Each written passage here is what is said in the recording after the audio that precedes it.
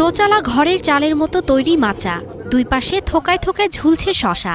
যতদূর চোখ যায় হলুদ ফুল আর সবুজ পাতার সমারোহ। এমন দৃশ্য ঢাকার ধামরাই উপজেলার চরসুরঙ্গ গ্রামের কৃষক মোহাম্মদ আবুল কালামের মাঠ জুড়ে।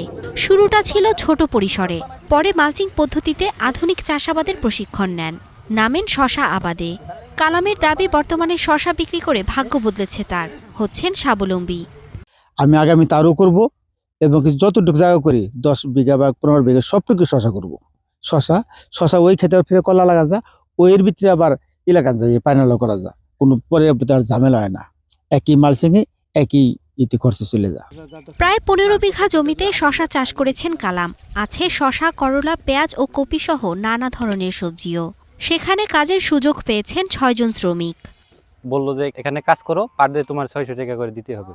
তো আলহামদুলিল্লাহ 600 টাকা কাজ করে আমি এখন ভালো আছি। কালাম ভাই অবশ্য যে একটা পদ্ধতি করছে আর কি, শশা হাইব্রিড শশারই আমরা চেষ্টা করবো আর কি আগামীতে এরকম একটা চেষ্টা, ওইরকম একটা টাল দেওয়ার জন্য আর কি। এরকম আধুনিক পদ্ধতিতে যদি চাষাবাদ করে উৎপাদনও বেশি হয়, লাভবানও হওয়া যায় অনেক। কালামকে দেখে অনেকেই ঝুঁকছেন মালচিং পদ্ধতিতে শশা চাষে। কৃষি অফিস থেকে দেয়া হচ্ছে নিয়মিত প্রশিক্ষণ ও পরামর্শ। আমাদের পার্টনার প্রকল্পের গ্যাপের মাধ্যমে তাকে আমি প্রশিক্ষণ দিয়েছি এবং উনি প্রশিক্ষণ সহ অন্যান্য উপকরণও পেয়েছেন, তাকে প্রদর্শনী দেওয়া হয়েছে।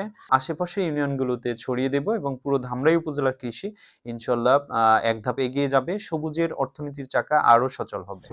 প্রতিদিনই ক্রেতারা ভিড় জমাচ্ছেন কালামের সুরঙ্গা গ্রামে, কিনছেন টাটকা শশা। Desk report, star news.